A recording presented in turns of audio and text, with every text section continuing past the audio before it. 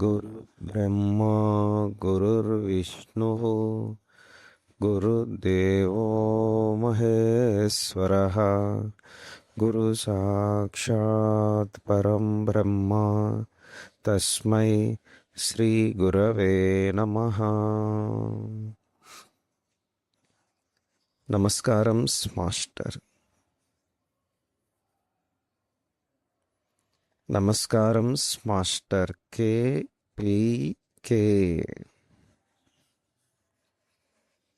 నమస్కారం మాస్టర్ కే. నమస్కారం మాస్టర్ ఎన్. నమస్కారం మాస్టర్ వి. నమస్కారం మాస్టర్ వి. నమస్కారం master V to your lotus feet.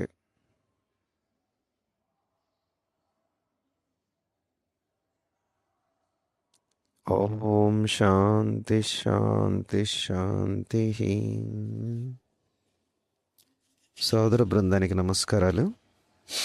ఇంతవరకు మనం శ్రీమద్భాగవతం రహస్య ప్రకాశంలో దశమస్కందం పూర్వభాగం నందు 962వ పద్యం వరకు రహస్య ప్రకాశం చదువుకోవడం జరిగింది. ఇంతవరకు ఏమైంది? కృష్ణుడు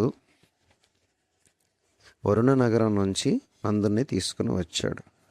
ఒకరోజు నందుడు ఏకాదశి పుణ్యదినంలో ఉపవాసం చేసి సముద్ర స్నానానికి కొంచెం బ్రహ్మే ముహూర్తం రాకుండగానే సముద్ర స్నానానికి వెళ్ళాడు. అక్కడ ఒక రాక్షసుడు నందుడిని తీసుకుని, వరుణదేవుడు సేవకుడైన ఒక రాక్షసుడు నందుడిని తీసుకుని వరుణ నగరానికి వెళ్ళిపోయాడు. అక్కడి నుంచి కృష్ణుడు తండ్రిని తీసుకుని వచ్చాడు. కృష్ణుని యొక్క గొప్పతనాన్ని చూసి అందరూ కూడాను దివ్యతత్వాన్ని దర్శించవలనే కోరిక వారందరిలో కలిగింది. అప్పుడు కృష్ణుడు వారికి ఏం చేశాడంటే ఆత్మీయమైనటువంటి తన లోకాన్ని దర్శింపచేశాడు. కృష్ణుడు ఇట్లు చూపించిన ఆత్మీయమైన బ్రహ్మలోకములో నందుడు మొదలైన గోపాలకులు హంసస్వరూపునిగా ఉన్న కృష్ణుని దర్శించిరి. తీర్థములో నుండి బయటకు వచ్చిన తరువాత తాము పొందిన ఈ అనుభవమును మరలా మరలా స్మరించుకొనుచు కృష్ణుని స్తోత్రము చేసి పూజించిరి. ఇక్కడ మాస్టర్ గారు వివరిస్తున్నారు, మహాతపోధన సంపన్నులై యోగసిద్ధులైన మహర్షులకు మాత్రమే దర్శించుటకు సాధ్యమైన దివ్యలోక దర్శనము చదువు, సంధ్యలు, దీక్షలు, తపస్సులు, యోగ సాధనలు మొదలైనవి ఏవియూ తెలియని మొరటు గోపాలకులకు లభించను. కృష్ణుడు తప్ప గోపాలకులకు మరి ఒక లోకమే తెలియదు. వారికి సర్వము కృష్ణమయమే.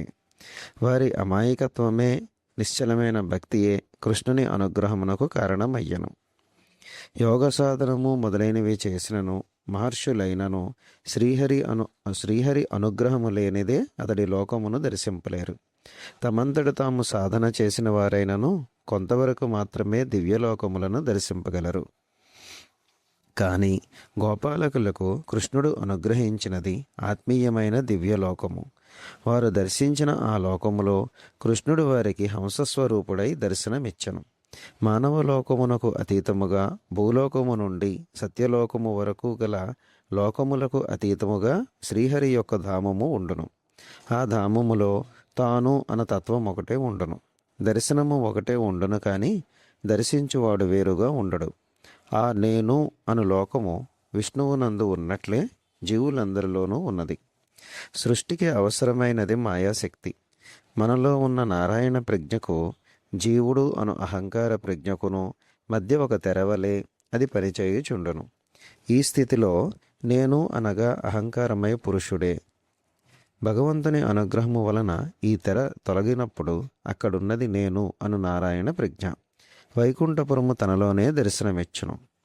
ఉచ్ఛ్వాస నిశ్వాసములు మనలో పరిచయించుండగా హకార సకారములు వినిపించుచుండును. దానినే హంసయని పురాణములు సంకేతించును. మనలో ఉన్న ఉచ్ఛ్వాస నిశ్వాసముల నుండి బ్రహ్మదేవుని ఉచ్ఛ్వాస నిశ్వాసముల వరకు హంస అను నామమే సంకేతింపబడినది. సృష్టిలోని ఆకర్షణ వికర్షణలు మొదలు సృష్టి ప్రళయముల వరకు జరుగును వన్నయు ఈ హంసతత్వం యొక్క ప్రక్రియలే. జీవుల చావు పుట్టుకలు మొదలు బంధమోక్షముల వరకు ఈ హంసతత్వమే కారణము. ఊర్ధ్వగతి అధోగతి అను రెండు మార్గములు ఒకే చక్రములోని రెండు సగముల వంటివి. ఈ రెండు ఆయనములు తన యందు ధరించినవాడు నారాయణుడు. ఈ రెండు సగములను జంటతత్వముగా రెండు రెక్కలుగా ధరించిన హంసస్వరూపుడు విష్ణువు. ఈ హంసస్వరూపుడైన శ్రీహరి మనలోనే ఉన్నాడు. గోపాలకులందరూ లోకాతీతమైన వైకుంఠ లోకమును శ్రీహరి యొక్క హంసస్వరూపమును తమలోనే నేను అను ప్రజ్ఞగా దర్శింపగలిగిరి. కృష్ణుడు తన ప్రజ్ఞలోనికి వారిని స్వీకరించి వారిలో నేను అను ప్రజ్ఞను మేల్కొలిపి వారిలోనే దాగి ఉన్న ఆత్మీయమైన లోకమును చూపించను. తరువాత శరద్రాత్రిలో కృష్ణుని వేణుగానము 963 పద్యం నుంచి చదువుకుందాం. ఇట్లు కాలము గడుచుచుండగా శరదృతువు వచ్చెను. ఆ శరత్కాలపు రాత్రివేళలు యువలోక మనోహరముగా ఉండెను. ఆ శరత్కాలపు రాత్రులు కొలువులకు చక్కని స్నేహితులు. మన్మధుడు యుద్ధమునకు పోవునప్పుడు వెంట తీసుకుని పోవు సైన్యము. ఆ రాత్రులలో విరక్తులైన యోగేశ్వరులు మౌనముగా తలదించుకుని ఉందరు. చకోర పక్షులు తనవి తీరా వెన్నెలలు భుజించి అనుభవించు చక్కని భోగకాలములు. యువతులకు ప్రేమావేశముతో మనసు చికాకు పడుచుండును. చంద్రుని దట్టమైన వెన్నెలలు అగ్ని జ్వాలల వలె ఆవరించి ప్రేమికులకు దిక్కుతోచనీయకుండెను. ఆ శరత్కాలపు రాత్రి మన్మథతంత్రమునకు సువిస్తరమైన వ్యాఖ్యానము చెప్పుచున్నట్లుండును. ఆ శరత్కాలపు రాత్రి మన్మథ తంత్రమునకు సువిస్తరమైన వ్యాఖ్యానము చెప్పుచున్నట్లుండెను.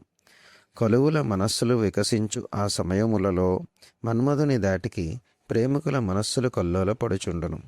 అంతవరకు సరి అయిన వెన్నెల లేక ఉపవాసప్రాయముగా జీవించుచున్న చక్రవాక పక్షులు ఆనందముతో త్రుళ్ళుచూ విహరించుచుండును.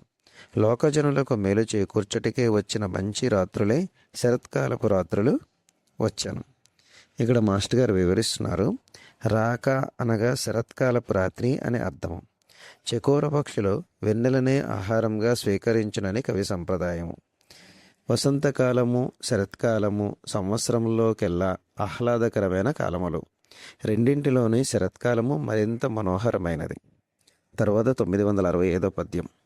ఆ శరత్కాలములో ఒక రాత్రి తూర్పున చంద్రుడు ఉదయించబోవుచుండగా ఆకాశము ఎర్రని కాంతులతో రంజిల్లెను.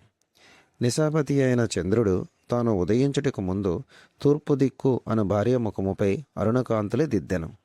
అది చూడగా ధర్మపత్ని అయిన తన భార్య ముఖముపై ఒక భర్త కుంకుమ దిద్దినట్లు ఉండెను. క్రమముగా తూర్పు దిక్కున చంద్రుడు ఉదయించెను. ప్రేమికుల సైన్యంపై దండయాత్ర చేయుచున్న మన్మధుని రథముపై ఉన్న బంగారు కలసము వలె చంద్రబింబము ప్రకాశించెను. శంబరాసురుని సంహరించిన విష్ణుదేవుడు ప్రేమికుల ధైర్యములనడి తీగలను కోసివేయుటకు ప్రయోగించిన చక్రాయుధము వలె ఉండెను. కాముకుల అభిమానములనడి అడవులను కాల్చివేయుటకు మన్మధుడు తెచ్చిన నిప్పుల కుప్పవలే చంద్రమండలము ఎరుపు పసుపు రంగులలో ప్రకాశించుచుండెను. విరహముతో వేగిపోవుచున్న ప్రేమికులను జింకలను వెతికి వేటాడుటకు విరహముతో వేగిపోవుచున్న ప్రేమికులు అను జంకలను వెతికి వేటాడుటకు మన్మధుడు తెచ్చుకున్న మోహన దీపమోలే ఉండెను. గుండ్రముగా నున్నగా అరుణకాంతితో తేజరిల్లుచున్న శరశ్చంద్రుని మండలము తూర్పు కొండపై ఎక్కి ఆకాశములో ప్రకాశించుచుండగా చకోర పక్షులు ఉత్సాహంతో త్రుళ్ళింతలు పెట్టాను. ముఖమును అప్పుడే దిద్దుకున్న కుంకుమ బొట్టుతో లక్ష్మీదేవి ముఖమండలము అవతరించినట్లు పూర్ణ చంద్రబింబము ఆకాశములో ఉదయించెను. పుండరీకాక్షుడైన కృష్ణుడు మురళీధరుడై యమునా నదీ తీరమున జగన్మోహనమైన ఒక గీతమును పాడెను. ఆ గానము విన్న గోపికా వనితలు పరవశులైరి, మనసులు కలవరపడెను. తత్తరపాటుతో ఏ పనులు చేయుటకైనను వారికి చేతులు ఆడలేదు. గోవుల వద్దకు కొందరు లేగదూడలను విడువలేదు, కొందరు విడువబోవుచు అట్లే ఉండిపోయిరి. లేగలను విడిచిన కొందరు తరువాత పాలు తీయవలెనని గుర్తులేక నిలబడిపోయిరి.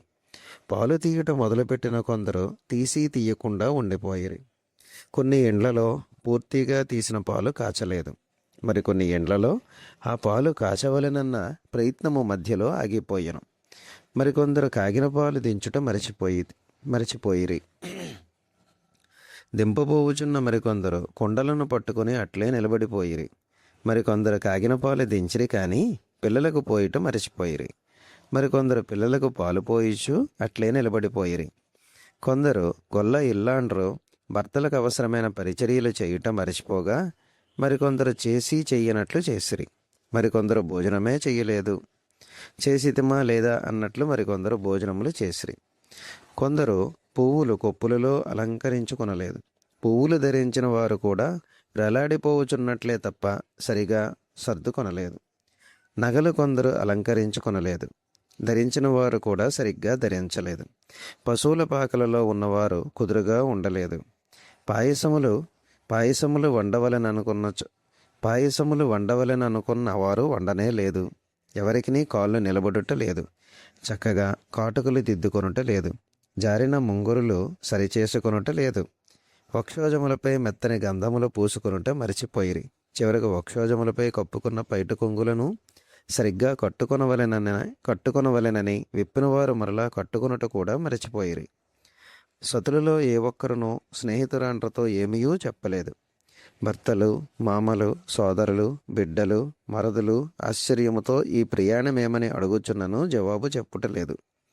మన్మధుని బాణముల దాటికి ఆగలేక జల్లుమను గుండెలతో కలవరపడిన మనస్సులతో మబ్బులలో నుండి వెలువడు మెరుపు తీగల వలె ఆ గోపకాంతలు ఎండ్లలో నుండి బయటపడి కృష్ణుడున్న వైపునకు వేగముగా బయలుదేరిరి.